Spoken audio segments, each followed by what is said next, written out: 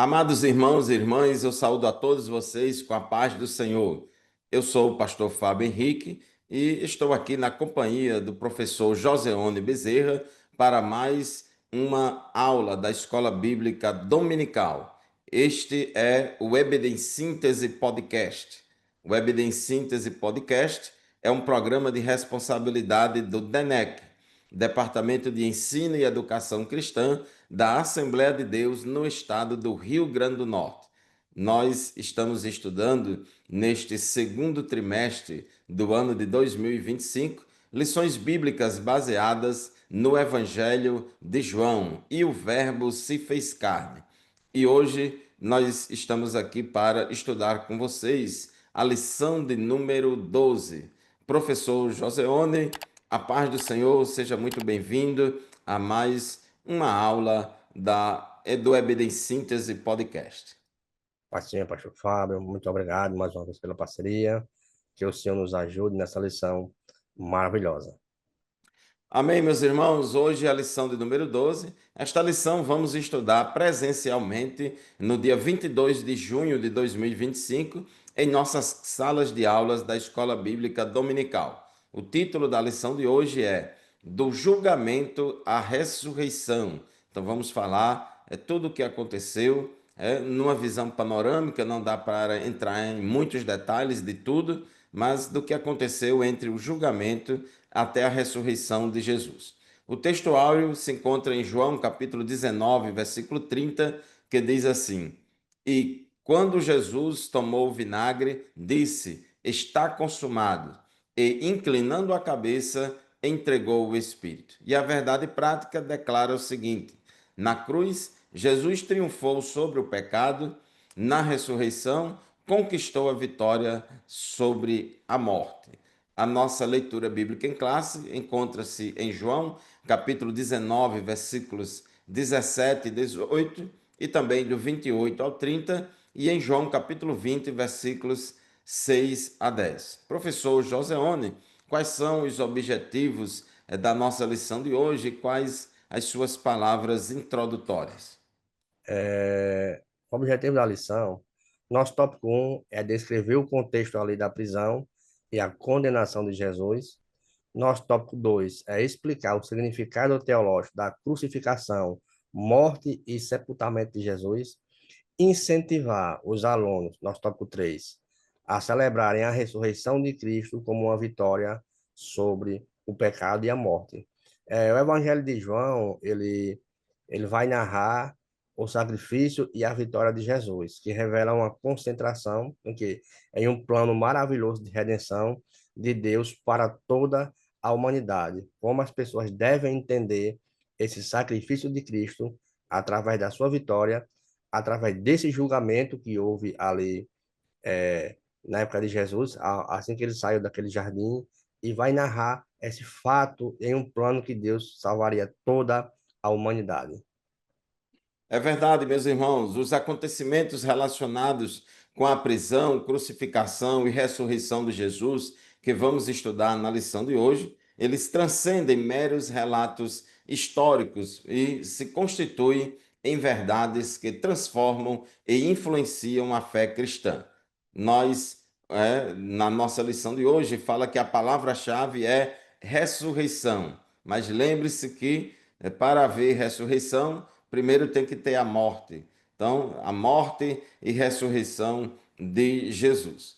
O tópico 1 da nossa lição fala da prisão e a condenação de Jesus. Os judeus acusaram Jesus injustamente de blasfêmia, porque Jesus se declarava filho de Deus, porque Jesus dizia que tinha a mesma natureza do Pai, e por outros motivos acusaram Jesus de transgredir o sábado, acusaram Jesus de tudo quanto é acusação falsa, e por isso eles levaram Jesus a julgamento e queriam matar Jesus, aplicar a pena capital em Jesus. E assim eles prenderam, né, as autoridades religiosas judaicas, eles prenderam Jesus. E Jesus, ele atravessou o ribeiro de Cedron, antes de ser preso, ele atravessou o ribeiro de Cedron e fez uma paragem lá no jardim do Getsemane, também chama, que fica localizado no Monte das Oliveiras, né? O Monte das Oliveiras é um monte que fica de frente ao Monte Sião, fica de frente ao Monte do Templo, muito perto ali, e Jesus foi para o Monte das Oliveiras e ali ele passou a noite em oração e passou a noite buscando a Deus, sabendo que no outro dia ia ser preso, julgado, né, depois condenado. E a Bíblia diz que naquela madrugada em que Jesus estava ali no jardim do Getsemane, no Monte das Oliveiras, foi uma noite, né, uma noite, uma madrugada onde aquele ambiente parecia muito carregado de tristeza e angústia. Os evangelistas, eles narram o que aconteceu ali. Por exemplo, em Mateus capítulo 26, versículos 36 a 39, a Bíblia diz que Jesus foi ali para o Monte das Oliveiras, no jardim do Getsemane, levou ali os seus discípulos e disse: Sentem-se aqui enquanto eu vou ali orar. E levando consigo Pedro e os dois filhos de Zebedeu, que era Tiago e João, a Bíblia diz que Jesus começou a sentir-se tomado de tristeza e de angústia. E Jesus disse naquela oração, disse a eles, né, disse aos seus discípulos, Pedro, Tiago e João: A minha alma está profundamente triste até a morte. Fiquem aqui e vigiem comigo. E adiantando-se um pouco, prostrou-se sobre o seu rosto, orando e dizendo: Meu pai, se é possível, passe de mim esse cálice.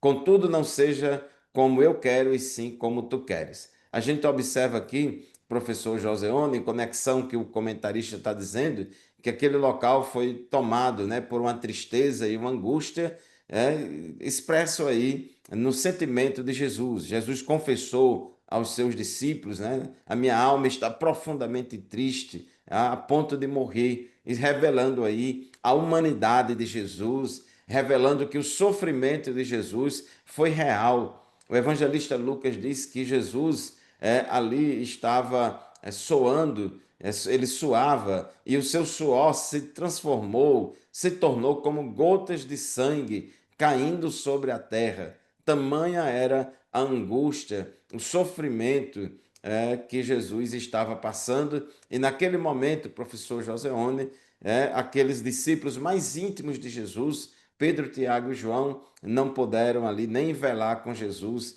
meia hora. Então, foi um momento muito difícil para Jesus, sabendo o que ia acontecer, sabendo que muito em breve receberia a pena, o sofrimento, o castigo pelos pecados de toda a humanidade. Isso mesmo, pastor Fábio. É um lugar onde o próprio Lucas, ele narra esse texto, João, ele não narra que o seu suor ficou em uma gota de sangue, mas eu fico imaginando, por exemplo, fosse nos fazer uma pergunta hoje aqui, a qualquer pessoa, se faltasse uma semana para você morrer, o que você faria? Jesus, ele no domingo, ele entra, aquela entrada triunfal ali em Jerusalém, cumprindo-se assim a profecia de Ezequiel, capítulo 44. Na segunda-feira, Cristo amaldiçoa a figueira. Na terça-feira, ele purifica o templo. Na quarta-feira, ele cura alguns pessoas com deficiência. Na quinta-feira, ele celebra a ceia, onde ele indica ali o Judas Iscariote como o seu traidor. E na sexta-feira tem esse julgamento e a morte de Jesus Cristo. E nesse contexto todo, falando sobre nesse lugar de angústia, os judeus tinham, quando eu digo judeus, a forma judaica completa, os religiosos, tinham duas características ali de ordem do julgamento de Jesus. Uma na esfera religiosa, que era para os judeus, e uma na esfera civil, que era para os romanos, né? Embora muitos digam, era proibido prender à noite. Não, não que não era. Para os religiosos, sim. É tanto que, quando eles chegam pela manhã, que ele oferece Cristo ali a Pilatos, eles não entram ali na casa, por quê? Porque era Páscoa. Eles não poderiam se contaminar. E isso já vinha Cristo nessa agonia já de muito, muito antes. desde a sua entrada triunfal até sabendo que iria cumprir a sua missão. Então, esse local, como Monte Olival, Horto, das Oliveiras, foi um lugar onde, para muitos, ali foi um dos maiores sofrimentos de Cristo, ao ponto de chegar que o seu suor se transformar em uma gota de sangue. Imagine a angústia que Cristo ele estava sentindo naquele momento, né? É verdade. Irmãos, o sofrimento de Jesus não foi apenas o sofrimento físico dos cravos, né, com os quais ele foi pregado na cruz. Mas antes da crucificação, Jesus ali naquela última semana, às vésperas da sua prisão, ele já começou a sofrer, a se angustiar muito, aquele sofrimento psicológico, espiritual, sabendo, né, o que estava por vir. Não foi fácil. Inclusive, a Bíblia diz que ali um anjo do céu veio e confortou a Jesus ali diante daquela situação. Enquanto ele estava ali passando aquela luta e ele estava ali orando ao Pai, sozinho ali no jardim do Getsêmani, os seus três apóstolos mais íntimos estavam dormindo, não conseguiram ficar acordado ali. Enquanto isso, Judas estava lá em comum acordo com as autoridades religiosas para vender Jesus por 30 moedas de prata e para poder vir com os soldados para poder prender Jesus, né? Então, eles chegaram lá, os soldados chegaram lá no jardim do Getsêmani junto com Judas e Jesus, né, se antecipou. Jesus se antecipou, né, dizendo: A quem vocês estão procurando? E aqueles soldados disseram: A Jesus o Nazareno. Então Jesus disse a eles: Sou eu. Ora, Judas, o traidor, também estava com eles, com aqueles soldados. E quando Jesus disse: Sou eu, todo aquele povo ali caiu por terra. E aí Jesus de novo perguntou: A quem vocês estão procurando? Aí eles responderam: A Jesus, o Nazareno. Então Jesus disse: Já lhes falei que sou eu. Se é a mim que vocês estão procurando, deixem que estes vão embora. Então Jesus ali, mesmo nos últimos momentos da sua prisão ali, ele queria proteger os seus discípulos, né? Não queria, Verdade. né, que eles acontecesse nada com eles. E assim ele foi preso, foi escoltado, conforme diz João capítulo 18, versículo 12 a 14, a escolta, o comandante e as guardas dos judeus prenderam Jesus e o amarraram.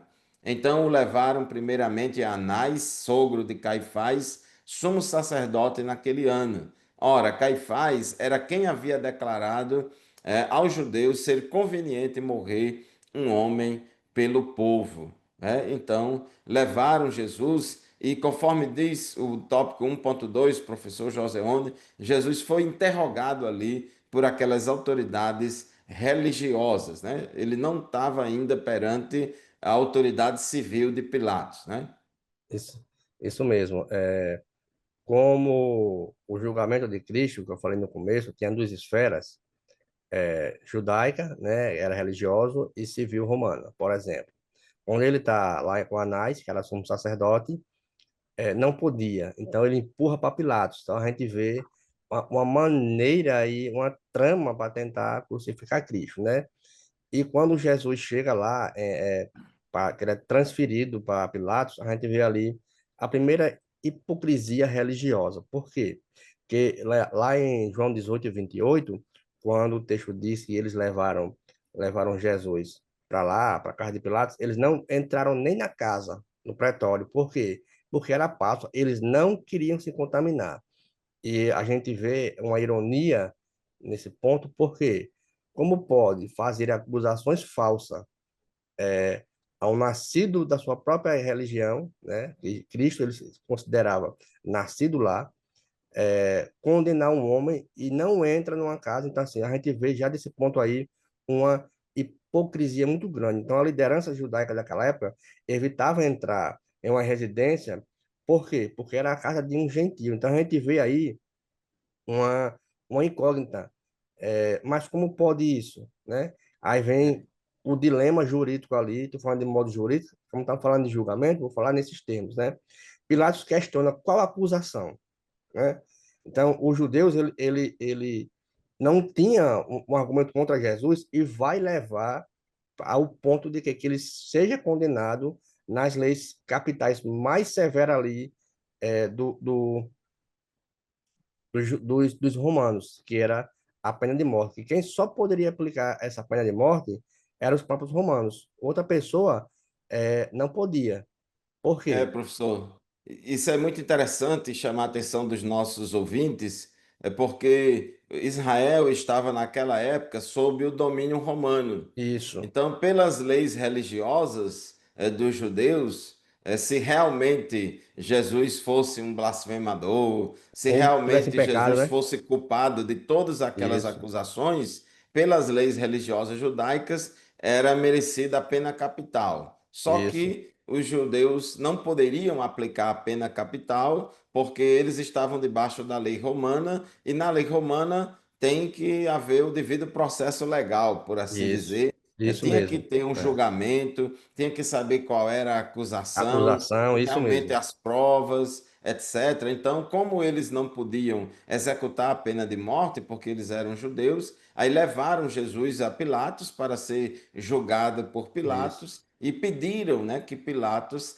julgasse, condenasse e executasse Jesus. Então Pilatos pergunta a eles: mas que acusação isso, vocês trazem contra esse homem? E eles, assim, querendo fugir, não querendo entrar em muito detalhe, João 18:30 disse que os judeus disseram: se este não fosse malfeitor, não o teríamos entregue ao Senhor. E aí Pilatos parece que não estava querendo saber de nada, não estava preocupado com aquele inocente à primeira vista. Aí Pilatos disse: não, então leve eles daqui, tire esse homem daqui, julgue ele segundo a lei de isso mesmo. vocês, né? E vocês resolvam aí. Aí os judeus falou: não nos é lícito matar ninguém, né? Não nos é lícito matar ninguém. E aí teve que Pilatos Devolver, continuar o né? julgamento, né, É. professor?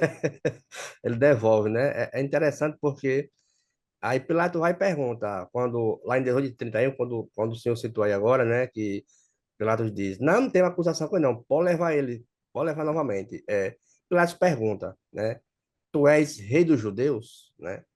Não tinha do que acusar. Então, a gente vê aqui um juiz inquiridor. O que é isso? Ó? Uma pessoa que está pronta a acusar alguém sem ter alguma objeção, que Cristo não teve advogado, nada. Cristo mesmo respondia É, as perguntas, né? professor, só um detalhe aqui, em João 18:33, Isso, quando Pilatos não queria saber de condenar Jesus por motivos religiosos. isso mesmo. Aí eles começaram a procurar alguma brecha na lei romana, porque os Isso, judeus acusavam Jesus de dizer que Jesus era o rei dos judeus. Aí achava que com essa acusação poderia enquadrar Jesus na lei romana e aí Pilatos condená-lo. Por isso que Pilatos vem e pergunta: Você é o rei dos judeus? Então, de certa forma, era uma certa rebeldia contra o imperador César. Então, isso, Pilatos foi mais ou menos por aí, certamente sendo orientado e guiado pela acusação judaica. Pilatos não queria condenar Jesus isso, por causa de acusação religiosa, mas aí os judeus começaram a atacar Jesus, a acusar Jesus na esfera civil, né, isso para mesmo, poder os isso romanos mesmo, comprarem a briga e matar Jesus. Olha isso como mesmo. esses judeus eram capciosos. Isso mesmo. Por isso, no começo eu falei, né, que os judeus eram religiosos e romanos a lei civil. Então, como estava ali naquele poderio romano, então tinha que ser aplicado a lei romana. E ele não achando com o que acusar, lá em João 18:33, ele pergunta de Pilatos, tu és rei dos judeus? Jesus responde, de uma maneira e completamente um conceito de clareza. Meu reino não é deste mundo. Então, ele deixou bem claro que na parte civil ele não tem nada a ver. Meu reino não é com vocês, não é deste mundo. Então, Cristo, ele Isso. mesmo responde a sua pergunta naquela acusação, no verso 36. E a palavra ali, mundo que ele usa, que é o cosmo, é usado para se referir à criação física de um sistema mundano dominado pelo pecado, né? Isso também Pilatos não entendeu, por isso que Pilatos joga novamente, olha, o reino dele não é daqui, então pegue ele de volta e vocês se virem. Então, Foi mais ou menos nesse sentido, sem ter uma acusação para acusar o próprio Senhor Jesus Cristo. É verdade. Por isso que no versículo 38, João 18, 38, Pilatos, ele volta até os judeus e disse: Eu não acho nele crime algum. Não dá, não dá para enquadrar Jesus em nenhum artigo aqui do Código Isso, Penal aqui romano, porque ele é rei dos judeus, mas ele está falando de um reino espiritual, é um reino que não é deste mundo. Eu acho que esse homem está doido. Ele não oferece nenhum perigo à ordem civil, não oferece nenhum isso. perigo aí ao Olha, governo olha só, romano, pastor né? Fábio. Já, Hein? já entrando já agora no subtópico 3 sobre a condenação. A gente vê um julgamento, né, sem nenhuma possibilidade. Por exemplo, Cristo, ele passou por 6 interrogatórios. Primeiro, ele foi diante de Anás, aí foi diante de Caifás, por parte do Sinédrio, né? Isso Mateus registra lá no capítulo 26, verso 57. Diante do Sinédrio também é uma sessão formal, pela manhã, muito cedo, Mateus 27, 1 e 2, isso deixa claro.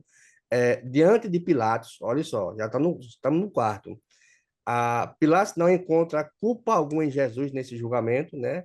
Manda para Herodes Antipas, vamos mandar para Herodes.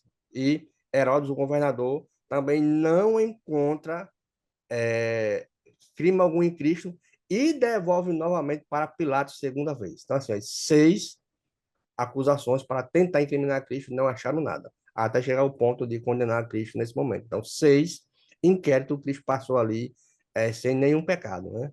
Sem nenhum motivo, aliás. Observe, professor Joseone, que tanto o interrogatório, tanta acusação, todas as narrativas da acusação vão caindo por terra. Manda para cá, manda para lá, manda para Pilatos, manda para Herodes. Mas a pressão dos religiosos judeus era tão grande Isso, que influenciou essas autoridades civis, como Pilatos. Né? Pilatos fez de várias coisas, fez de tudo, ou não vou dizer de tudo, mas insistiu até certo ponto para que não condenasse Jesus.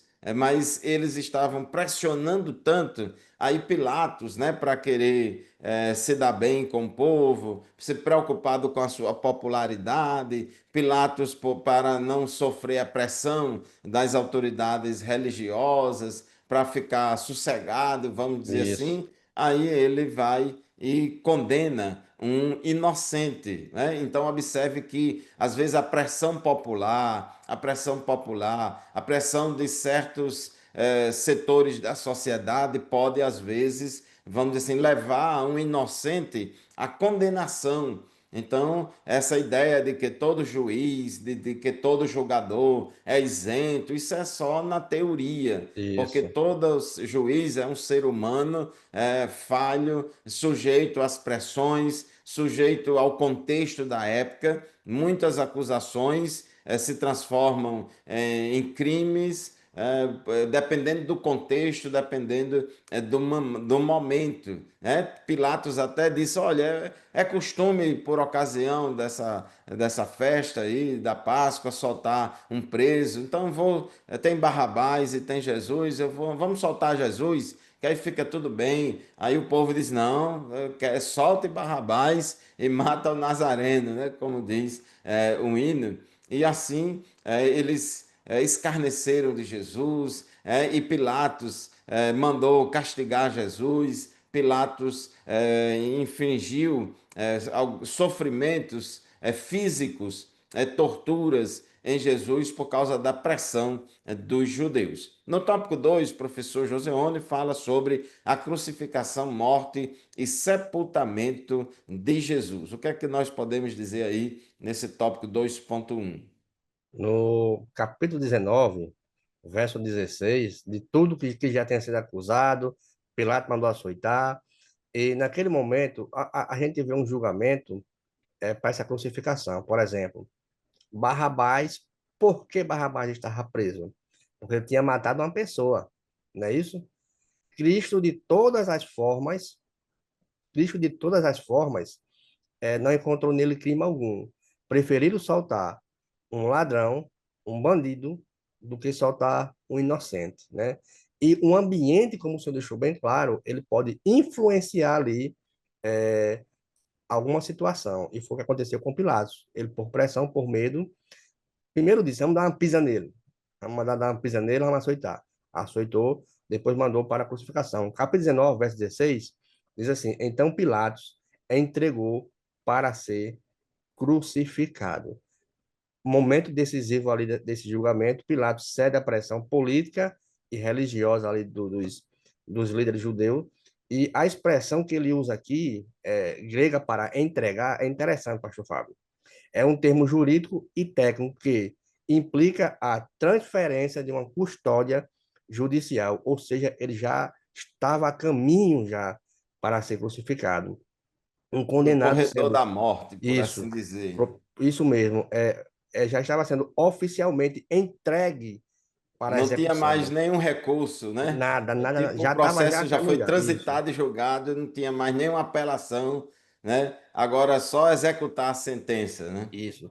E E aí, Pilatos, irmãos, observe que eles levaram Jesus para fora da cidade, isso, porque o costume não podia executar dentro da cidade, a cidade era santa, sagrada e tal, tem que ser fora das muralhas, e levaram a um lugar chamado Gólgota, que isso, significa lugar da caveira. E ali isso, eles crucificaram Jesus ao lado de dois malfeitores, um à direita, outro à esquerda, e a Bíblia registra alguns detalhes disso aí. Interessante, Joseone, que Jesus foi crucificado, né, de 9 horas da manhã, e ali o tempo que Jesus passou na cruz até morrer, né, e depois ser tirado o corpo dele, demorou muito tempo, foi uma morte lenta e isso, dolorosa.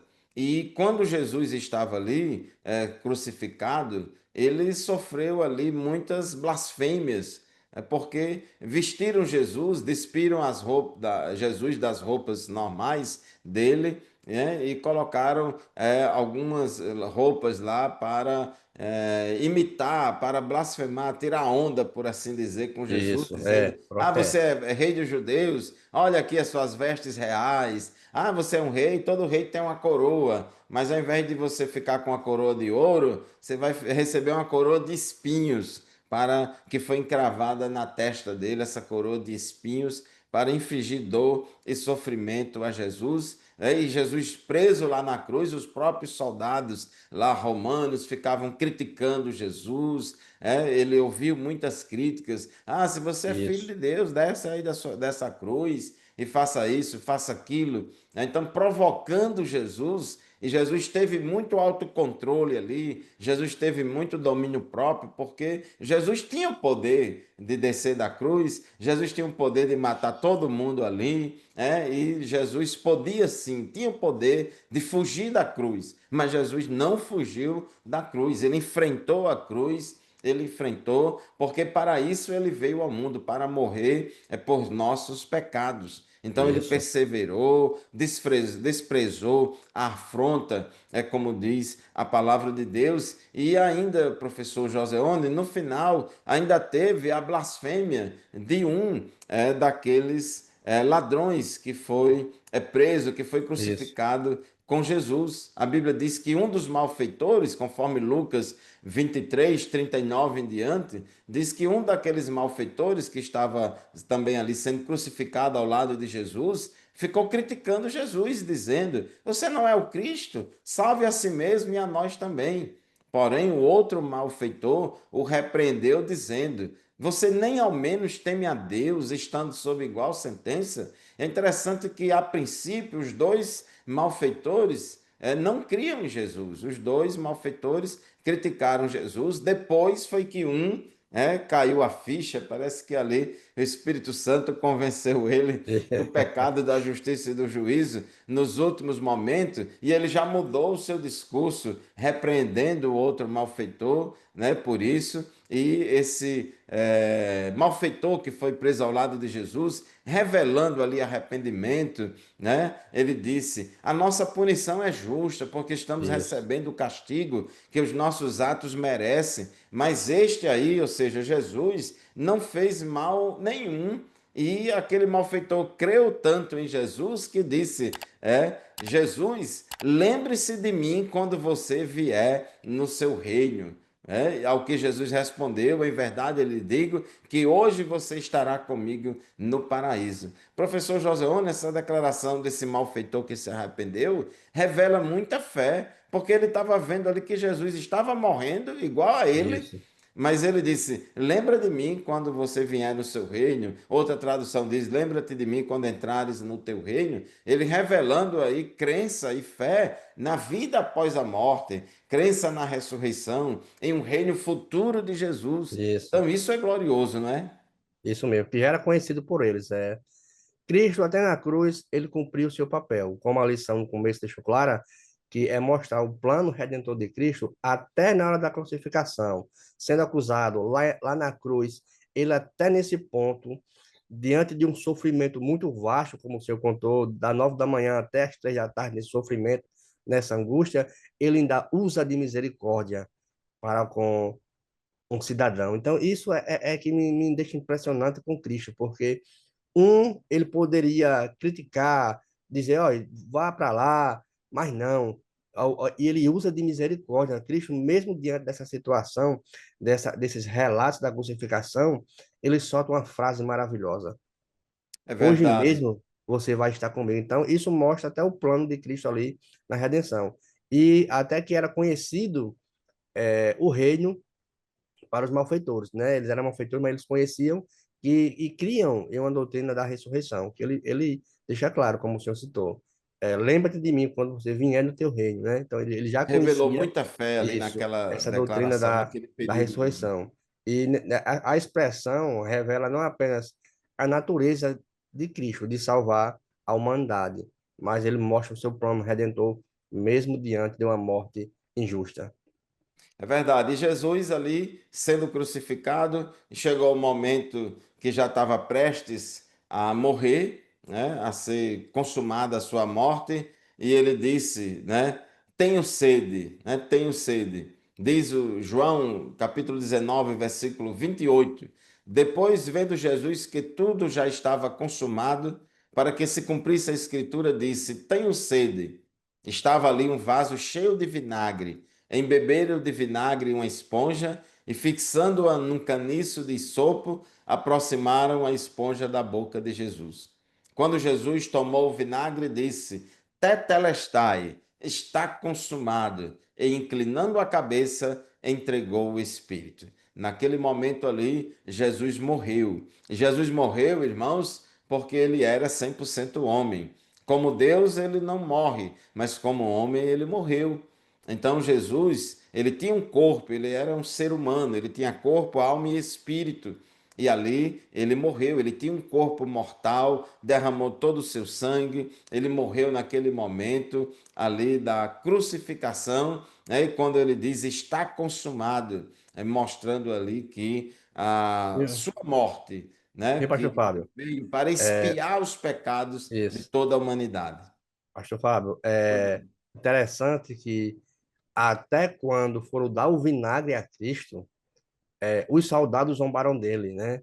Lá em Marcos capítulo 15, versículo 36, diz assim: E um deles correu a, a, embebar, embebedar a esponja, certo? Em um vinagre, e pondo-lhe a ponta em um caniço, deu-lhe de beber, dizendo: Deixai, vejamos se Elias vem tirá-lo daqui. Olha aí, ó, até nesse ponto, Cristo foi zombado pelos soldados, né? É verdade. E Jesus ali na cruz disse: Ali, ali, lama sabachthani. Deus meu, por que me desamparastes? Aí alguns diziam: Ah, está clamando por Elias e tal. Então, irmão, Jesus sofreu muita afronta, ele morreu, entregou a sua vida por nós. A Bíblia diz que Deus prova o seu amor para conosco, em que Cristo morreu por nós, sendo nós ainda pecadores. E nós devemos chamar a atenção dos nossos alunos na nossa aula lá na escola dominical que a morte de Jesus tem um significado teológico. Jesus não foi um mero mártir. Inclusive, a morte de Jesus já estava prevista na Escritura, e a Isso, Escritura é muito clara em dizer que a morte de Jesus foi vicária. substituto, ele morreu em lugar de alguém. Jesus não morreu por causa dos seus pecados, porque ele não tinha pecado. Ele morreu por causa dos nossos pecados. Isaías 53, versículo 4 e 5, 700 anos antes de Jesus, a Bíblia já dizia: certamente ele tomou sobre si as nossas enfermidades e as nossas dores levou sobre si. E nós o considerávamos como aflito, ferido de Deus e oprimido, mas ele foi transpassado por nossas transgressões e esmagado por causa das nossas iniquidades. O castigo que nos traz a paz estava sobre ele, e pelas suas feridas fomos sarados. Então, a morte dele foi vicária. O castigo que nos traz a paz estava sobre ele, e pelas suas pisaduras nós fomos sarados. Então, quando ele diz na cruz, quando ele diz tetelestai, está consumado, imediatamente após isso, ele morre ali. Ele estava expiando os pecados de toda a humanidade. E a Bíblia diz que Jesus é a propiciação pelos nossos pecados, e não somente dos nossos, mas do mundo inteiro. Depois da morte, professor Joseone, agora vem o sepultamento, né? Tinha aí um discípulo de Jesus que estava assim meio secreto, né? Não Reservado, né? estava assim com medo de admitir publicamente que era crente, mas ele fez uma boa ação, não é isso? Isso.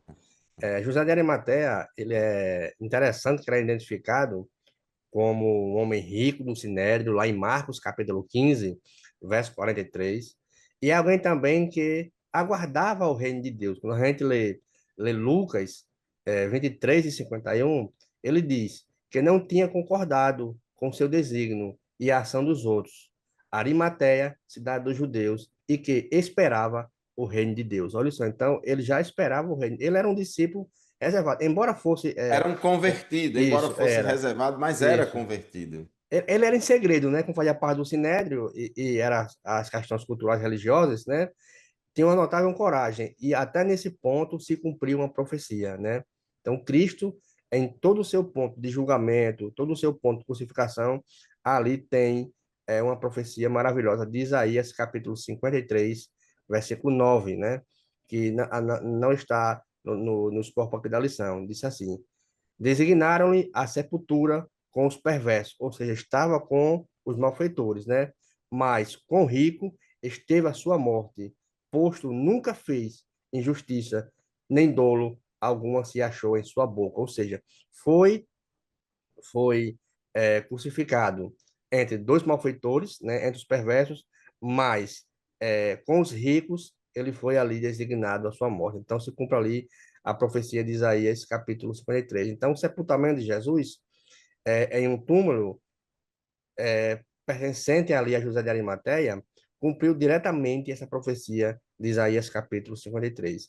E o mais interessante é que há também ali, pastor Fábio, eu acho interessante esse texto, uma mudança de postura de Nicodemos, né? Nicodemos também podemos dizer que ele poderia ser um homem ali é, convertido, mas também estava ali reservado, né?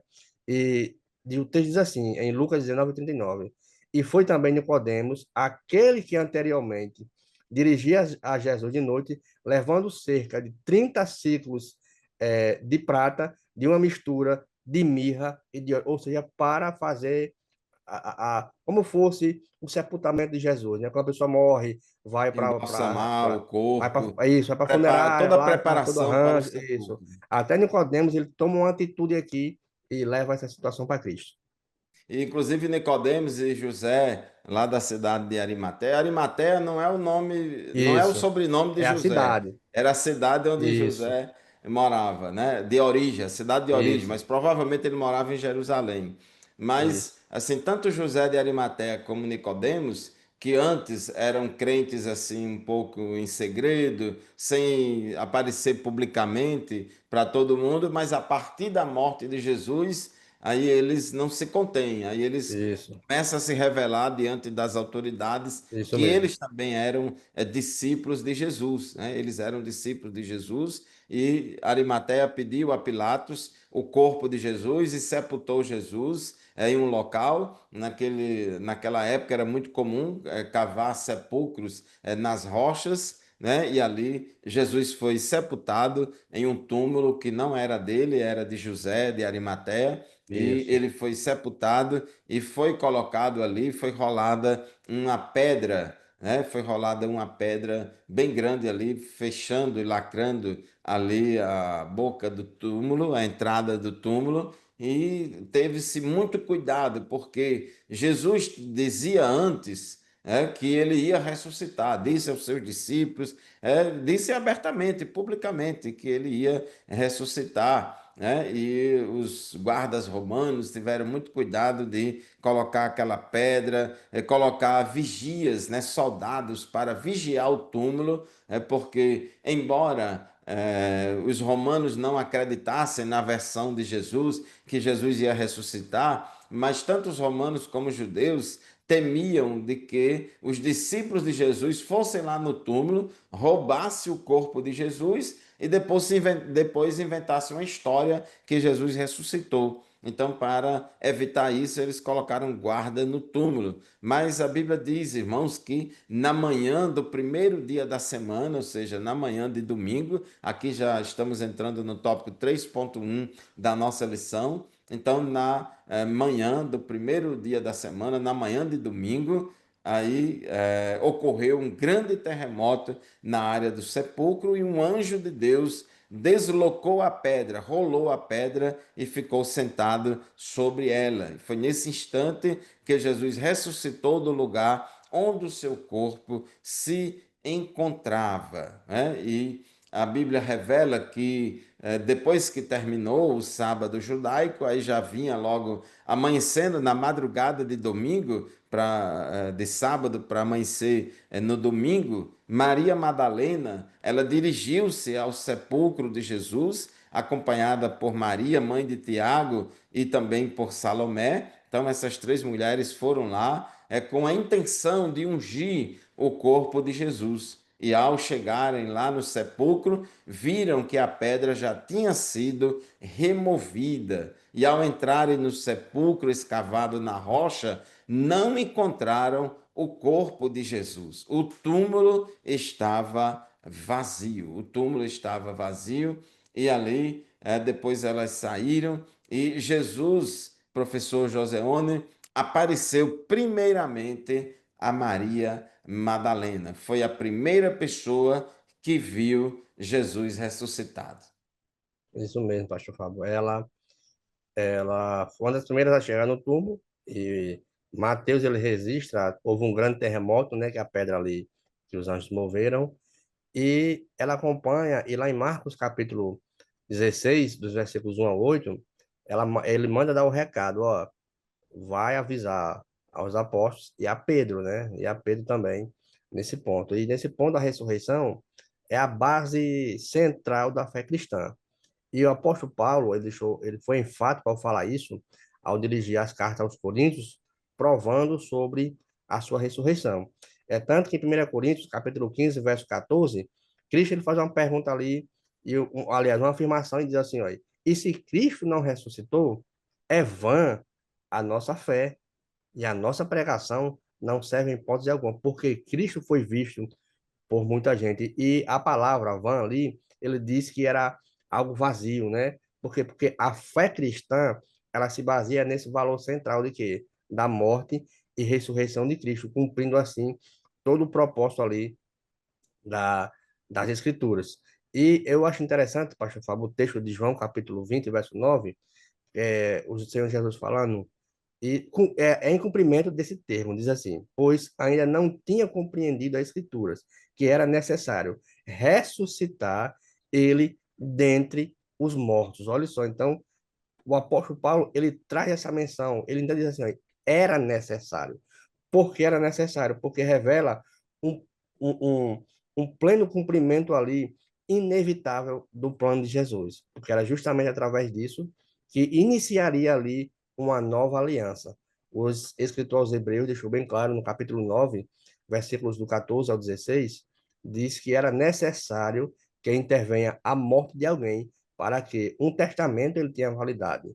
E Cristo nascia e deixava claro sobre isso, sobre essa ressurreição, que o corpo dele seria entregue. O corpo era a entrega à nova aliança. Então, se cumpre ali mais uma vez as escrituras sobre esse ponto. E nesse ponto concreto, quando o Senhor ressuscita e vai a Maria Madalena, é, mais uma vez também, Madalena é de Magdala, a cidade também, não é isso? E mostra Veja também que é, quando ela avisar Pedro, por quê? Porque Pedro, dá para entender aqui no subtexto, que Pedro saiu chorar amargamente, lá em Mateus 26, verso 53, quando ele nega Cristo. Então, Pedro estava desolado também, aquela angústia espiritual. E quando Cristo ressuscita, ele diz, avisa também a Pedro que eu estou aqui, mais uma vez se cumprindo as Escrituras. Jesus queria restaurar Pedro, né? É isso Jesus, mesmo. tudo bem que Pedro negou Jesus 3 vezes, mas Jesus queria restaurá-lo, né? Mandou esse recado especial para Pedro, pediu para que Maria Madalena avisasse a todos os discípulos, espalhasse a notícia entre os apóstolos. E a ressurreição de Jesus, irmãos, é a base da fé cristã. Isso. Jesus disse: Eu sou a ressurreição e a vida. Aquele que crê em mim, ainda que esteja morto, viverás.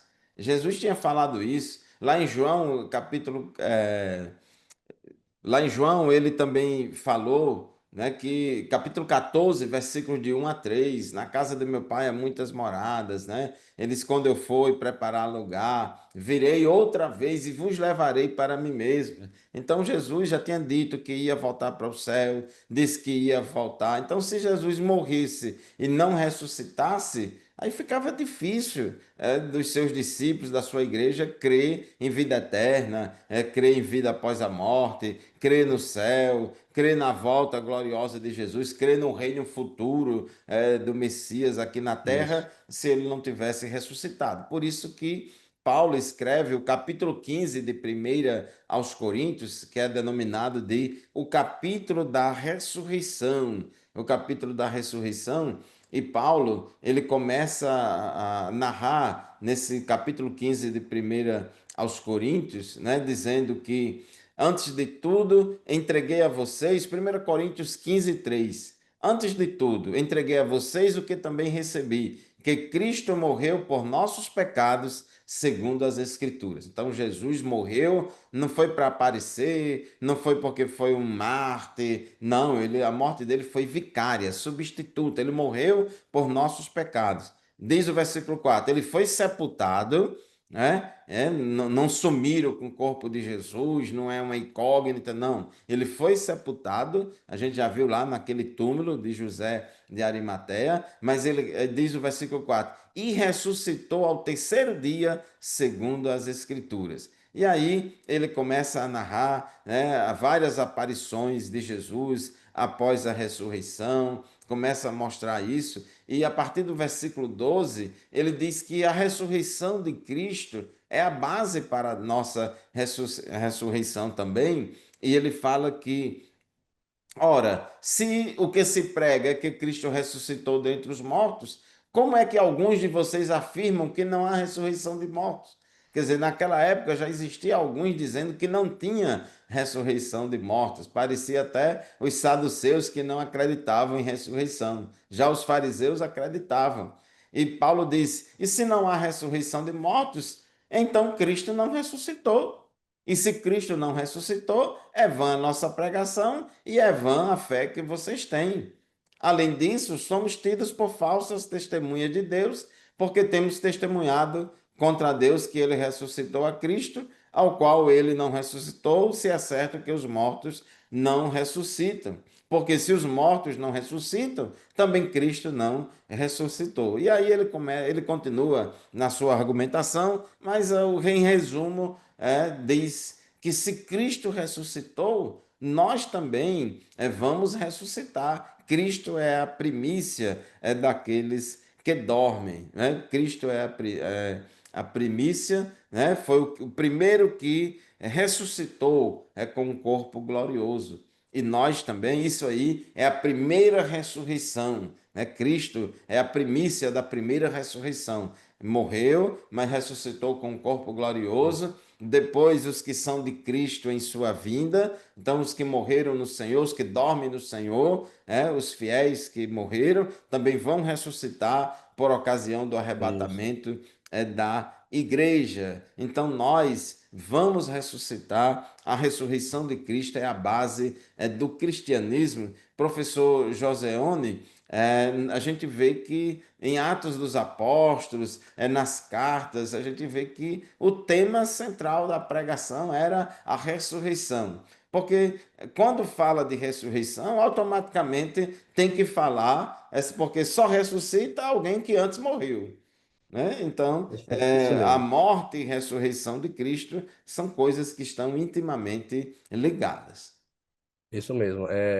E é a base da fé cristã. O Senhor deixou bem claro a respeito de 1 Coríntios, capítulo 15, sobre a ressurreição. Eu também já citei o verso 14, a respeito de que esta doutrina ela era fundamentada, porque no capítulo 12 de Daniel, Daniel já tinha em mente essa ressurreição. Uns ressuscitariam para a vida eterna e outros para a vergonha e desprezo eterno. Então, era conhecida.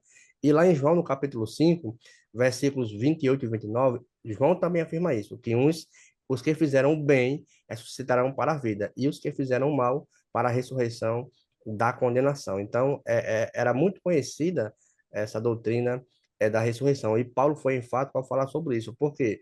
Porque quando Cristo ressuscita, ali naquele ponto, a presença dele entre os discípulos, ele confirmou muitas coisas. Confirmou que a vitória de Cristo sobre a morte e sobre o pecado, o principal ponto, é a veracidade das profecias bíblicas que se cumpriram tudo em Cristo, né? A autoridade da sua missão e o seu ensino, como ele deixou bem claro, a restauração e o relacionamento entre o homem e Deus, isso ficou claro, e quando ele envia também os seus discípulos ali com autoridade para pregar o evangelho, cumpre ali, cabalmente ali, toda a veracidade das escrituras. Então, Jesus não apenas ali, ele quebra ali a incredulidade com suas aparições. Então, alguém pode pensar, não, ele apareceu para... E quando Cristo ressuscita, Mateus 27, 52, 53, muitos também que estavam nos túmulos dizem que ressuscitou com Cristo. Foi visto por muitos e desapareceram, entraram na cidade santa, né? E ali não só apenas com aparições físicas, mas também o quê? Com a doçura que Cristo, como as palavras de Cristo era doce, né? A confirmação de que as Escrituras, ela é verdadeiramente e é um poder da sua presença. Então, isto é maravilhoso. Todo o propósito de Cristo aqui se cumpre através da sua morte e da sua ressurreição. E Paulo deixou claro, se ele não ressuscitou, estamos aqui em vão, não estamos servindo para nada. Mas se ele ressuscitou, vocês também são mentirosos. Então, Paulo deixou claro sobre essa situação. E a base da fé cristã, desde que mundo é mundo, é a ressurreição. Isso mesmo, meus irmãos, a ressurreição de Jesus é um fato.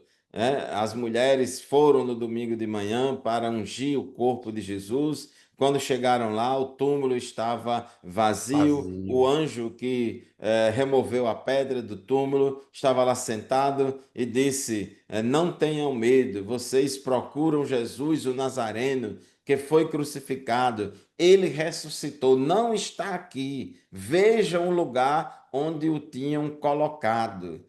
Mas vão e digam aos discípulos dele e a Pedro que ele vai adiante de vocês para a Galiléia. Lá vocês o verão, como ele disse. Então, essas foram as palavras do anjo, né, para aquelas três mulheres, Maria Madalena, Maria, mãe de Tiago e Salomé. E diz Marcos 16:8 que saindo elas fugiram do sepulcro porque estavam tomadas de temor e assombro e não contaram nada a ninguém porque estavam com medo. Versículo 9 diz que, havendo Jesus ressuscitado de manhã cedo, no primeiro dia da semana, que é no domingo, de manhã cedo do domingo, apareceu primeiro a Maria Madalena, da qual tinha expulsado 7 demônios. A primeira testemunha aí do Jesus ressuscitado foi uma mulher, Maria Madalena, e interessante que o texto chama a atenção de dizer que era aquela que Jesus tinha expulsado 7 demônios, mostrando, evidenciando aí a mudança, a transformação que Jesus faz na vida das pessoas, Verdade. né? E partindo ela, Maria Madalena, foi anunciar a Jesus aqueles que, tendo sido companheiros de Jesus, estavam tristes e choravam. Estes, ouvindo que ele vivia e que tinha sido visto por ela, não acreditaram. Então, os discípulos custaram a acreditar no relato que Maria Madalena fez da ressurreição. Tomé chegou a dizer que só acredito se colocar a mão e tal, mas Jesus aparece diante deles, lança em rosto a incredulidade deles e depois todos eles, professor Joseone, se convence que realmente Jesus ressuscitou e Jesus viveu ainda 40 dias com eles aqui na terra, conviveu com eles 40 dias antes de voltar para o céu. Então, depois não houve mais absolutamente dúvida alguma. Jesus voltou para o céu e, como diz João 14, 1 a 3, em breve virá para nos levar para estarmos com ele. Suas considerações finais, professor. Pastor Fábio, obrigado. E a ressurreição de Jesus, evidenciada ali pelo túmulo vazio, é a base da fé cristã e transforma a incredulidade em convicção, né? Então, Cristo, ele ressuscitou, deixou claro que foi visto por muita gente, mais de 500 pessoas foi visto e foi Isso. levado ao céu. Então, isso é uma prova cabal de que Cristo, ele é o Salvador de todo mundo, né? Eu agradeço a Deus, pastor Fábio, pela parceria. Muito obrigado em nome de Jesus e até nossa próxima aula. Amém, professor Joseone, muito obrigado pela sua participação conosco em mais um episódio do EBD em Síntese Podcast. Queremos também agradecer ao DENEC, Departamento de Ensino e Educação Cristã da Assembleia de Deus no Estado do Rio Grande do Norte, pela oportunidade de estudarmos juntos mais uma lição da Escola Bíblica Dominical. Hoje nós acabamos de estudar, meus irmãos, a penúltima lição do trimestre, a lição de número 12, que tem como título Do Julgamento à Ressurreição. Jesus morreu, Jesus foi julgado, foi crucificado, morreu, ressuscitou ao terceiro dia e em breve virá para buscar a sua igreja. Vamos comparecer em nossas salas de aula da Escola Bíblica Dominical no dia 22 de junho para estudar presencialmente esta lição, juntamente com todos os nossos alunos da EBD, porque este programa, este podcast e nenhum outro substitui a aula presencial da qual participamos lá na nossa sala de aula, na nossa congregação. Deus abençoe a todos vocês, obrigado pela audiência, a paz do Senhor e até o próximo programa, se Deus quiser.